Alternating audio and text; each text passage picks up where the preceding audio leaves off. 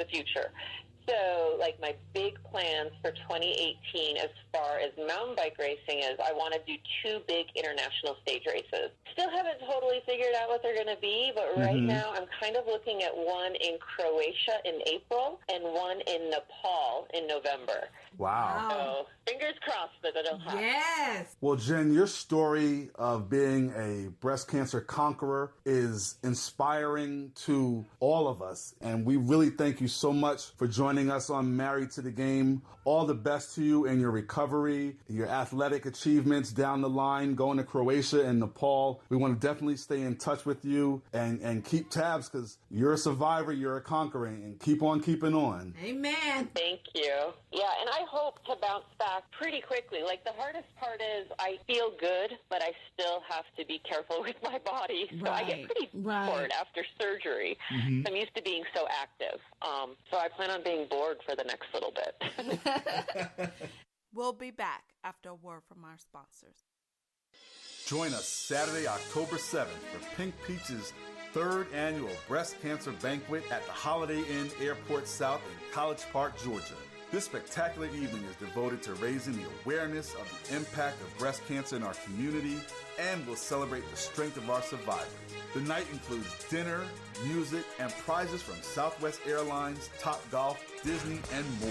Attendees will also be treated to an enlightening and informative speech by oncologist Dr. Paul Rocky Williams. Log on to pinkpeaches.org to purchase tickets or to make a donation.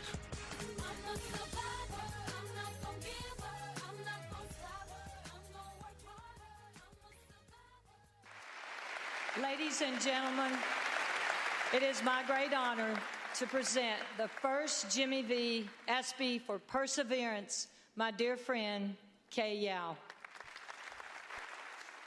Thank you.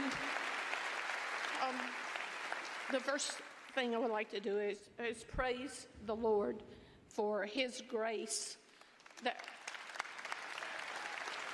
has allowed me to be here this evening. Just a few months ago, my team flew cross country to Fresno, California, where we participated in the NCAA Sweet 16. At that time, I had to have a nurse travel with me.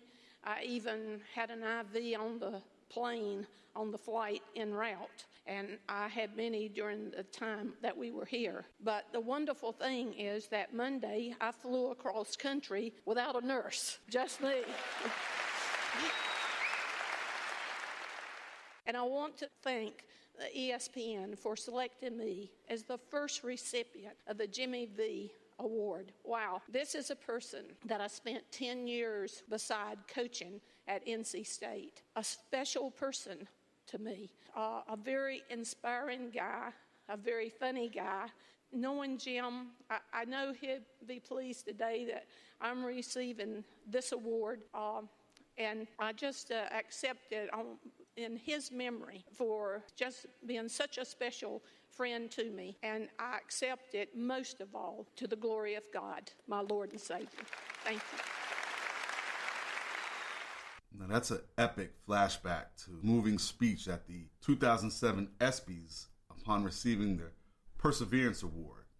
Touching. Career record of 737, 344, one of only 6 Division I head coaches with over 700 wins, 5-time ACC regular season champ, 4-time ACC tournament champ, 11 trips to the Sweet 16, made it to the Final Four in 98. She also has a gold medal from the 1988 Summer Olympics. With all these stats that you're giving, let me be the first to say that she also was a woman of faith, and she was a devout woman of faith, and Absolutely. she gave that in all her love to the Lord and believed and had faith to the end. And it oozed out in everyone she touched. Countless lives, even her competitor, the people that she went up against, playing against Carolina and Duke and Virginia, and she was a true athlete on the court, Maryland, and off the court, and believed in living a life in spite of. And she did it. And of service. And yes. Fought the battle for 22 years. Soldier. Conqueror. Hashtag Survivor Series. And she did the darn thing even when she was going through treatment and everything, she would even have her IV on the plane. And still coached. I mean, that's love, passion. That's serving. And her legacy, even though she left us in 2009, it still shines on. Still shining on. We have the Kay Yow Cancer Fund. Right. And they have a lot of things going on. Golf tournaments, 5Ks, Play for K games, so much more. All in her honor, and it's well-deserving. Absolutely. And then one of her former players, Chastity Melvin, went to the WNBA, played overseas, and now she's working in, as like she said, her first career corporate job. And she's the coordinator of development. Wow. With the Kay Yow Cancer Fund. So we hit the hardwood with Chastity, talking hoops and the divine work of this organization. Chastity Melvin, thank you so much for joining us on Married to the Game. Thank you. Thanks so much for having me. I'm excited to come on the show and share more about the Kay Yow Cancer Fund. Now, you work with the Kay Yow Cancer Fund, but your relationship with Coach Yow dates back to your glory days at NC State. So tell us about your initial meeting with her. That's as a high school prospect.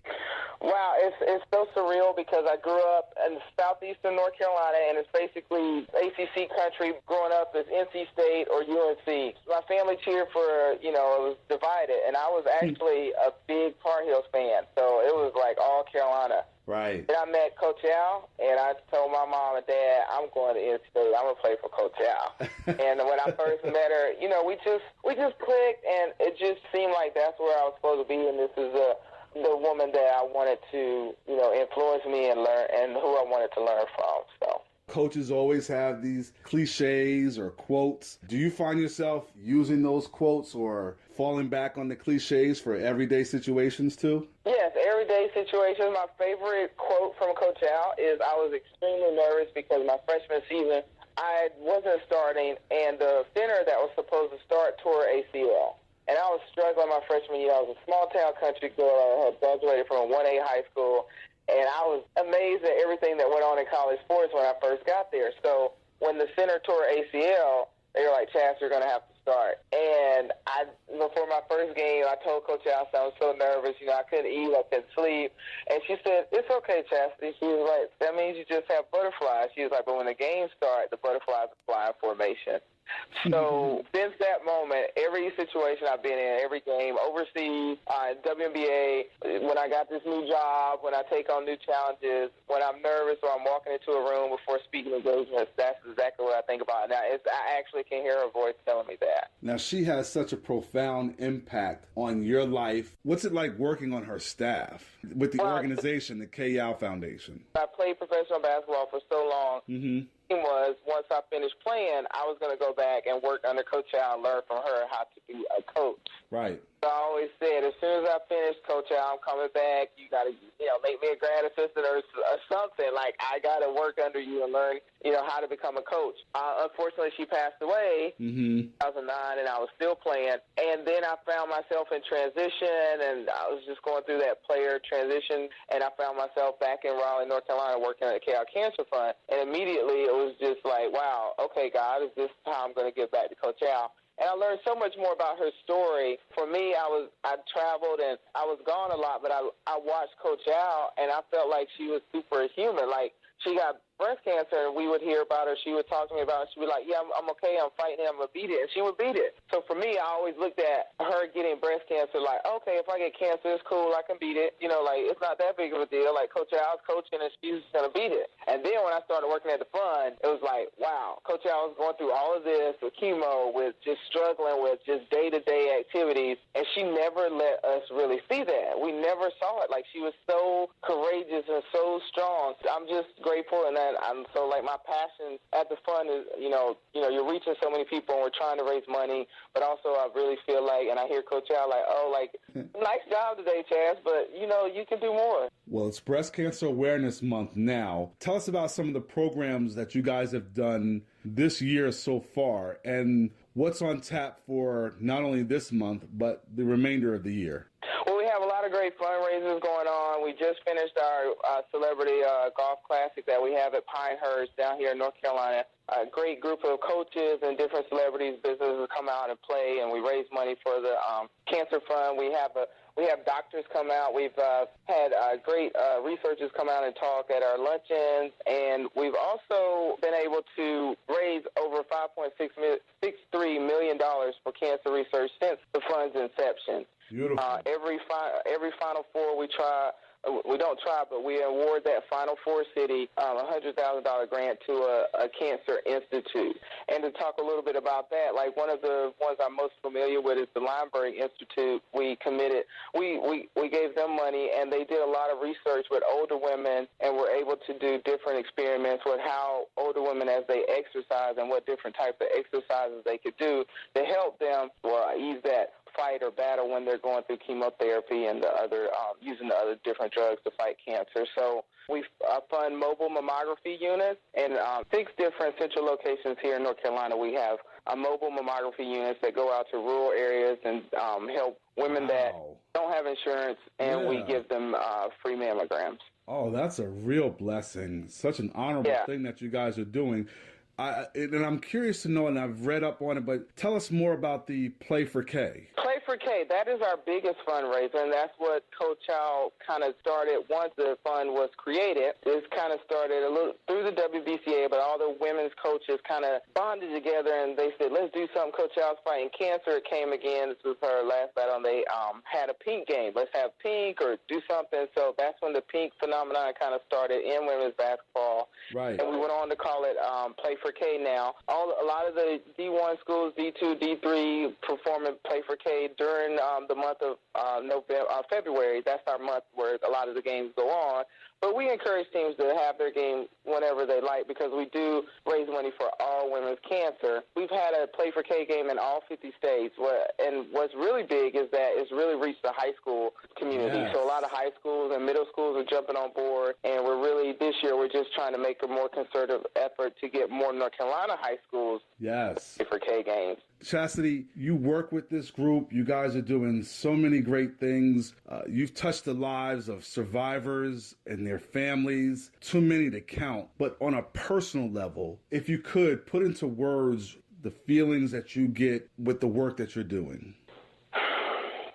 I don't think there's really one word to describe the feeling we get when our fundraising efforts are successful, when we reach out to people. But just a little story to share. I do remember when we had our Play for Kay game, and we spoke to a survivor, and this was when I attend a lot of the NC State Play for Kay games, and I speak at halftime to the survivors and address them and honor them on the court. That's a big component of the hosting a Play for Kay game. Coach Yow was very adamant about honoring survivors, presenting them with a flower, a shirt, and say, hey, this game's for you. We're all fighting for you, and making more people aware of that disease. So after the game, we just heard a lady called in, and she was talking to me on the phone. She was just like, I just can't believe they were playing for me.